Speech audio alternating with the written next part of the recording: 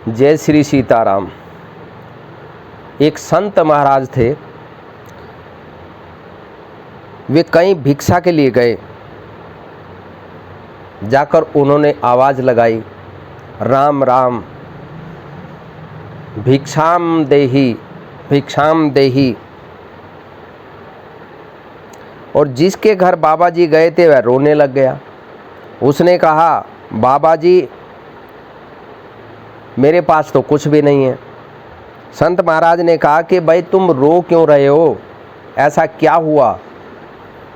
अगर तुम भिक्षा नहीं देना चाहते तो मत दो। उस व्यक्ति ने कहा कि बाबा जी मैं भिक्षा देना चाहता हूँ, लेकिन मेरे पास है ही कुछ भी नहीं।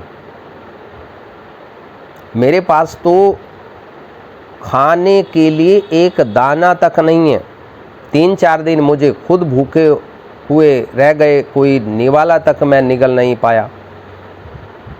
मेरे मन में इच्छा है कि मैं आपको भिक्षा दूं, लेकिन मेरे पास है ही कुछ भी नहीं।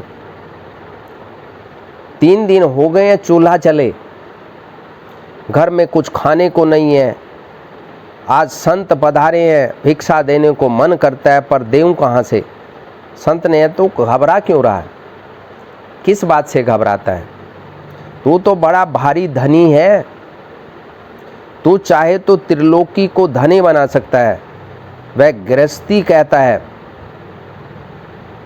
जिसके घर गए थे वो गृहस्थी, वो कहने लगा, महाराज आप आशीर्वाद देते तो ऐसा भी हो जाए, और काश मैं ऐसा हो जाऊं। परमात्मा की कृपा से मैं अपना भी उद्धार कर लूं, औरों का भी उद्धार कर दूं, आप आशीर्वाद दीजिए।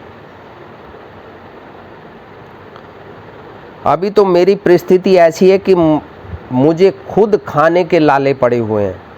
मैं दूसरों को क्या धनी बनाऊंगा, दूसरों को क्या मैं अमीर बनाऊंगा, धनवान बनाऊंगा। तब फिर उसने आश्चर्यचकित होकर के संत की ओर देखते हुए पूछा कि महाराज ये कैसे हो सकता है, ये क्या संभव है कि मैं अमीर बन सकता हूँ? मेरे पास हर चीज़, सुख समृद्धि, जितने भी दुनिया भर के प्रपंच हैं वो मेरे पास हो सकते हैं। यानी मैं इतना सामर्थ्य बन सकता हूँ कि मैं औरों को भी भोजन करवाने के लायक बन सकता हूँ। बाबा ने संकेत करते हुए कहा, वह सामने क्या वस्तु पड़ी है?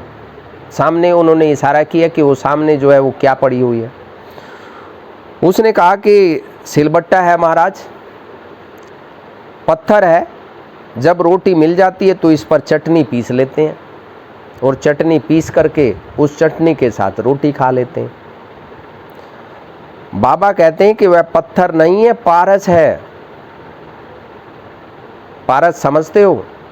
जिसको भी छू ले उसे सोना बना दे। तुम उसे पत्थर समझते हो, पारस है।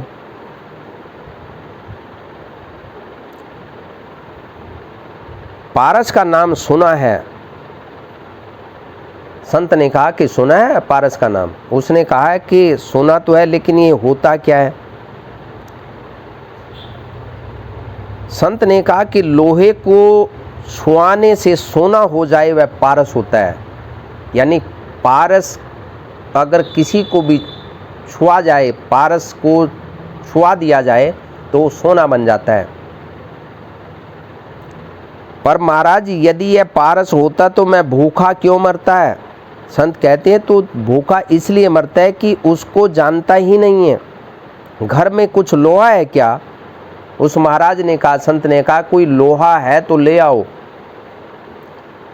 उसने कहा हाँ महाराज है लोहा। क्या है? कि मेरे पास चिमटा है, उस चिमटे से हम एक आधी बार रोटी सेकने का काम करते हैं, वो ले आऊं? संत ने कहा कि चिमटा ही ले आओ। वह उसे ले आया, उसको पारस से छुआया, पर लोहा सोना नहीं बना। बाबा ने कहा इस पर जमी हुई चटनी, मिर्च, मिट्टी साफ कर दें।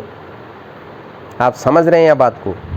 इस पर जो ऊपर से लगा हुआ है चटनी, मिर्च, मसाला, मिट्टी जो भी लगी हुई है उसको बिल्कुल साफ कर दे, बिल्कुल मांज दें।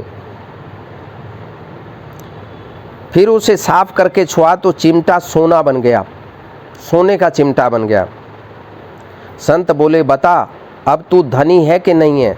लोहे को सोना बनाने वाला पारस मिल गया, अब धनी होते कितनी देर लगे।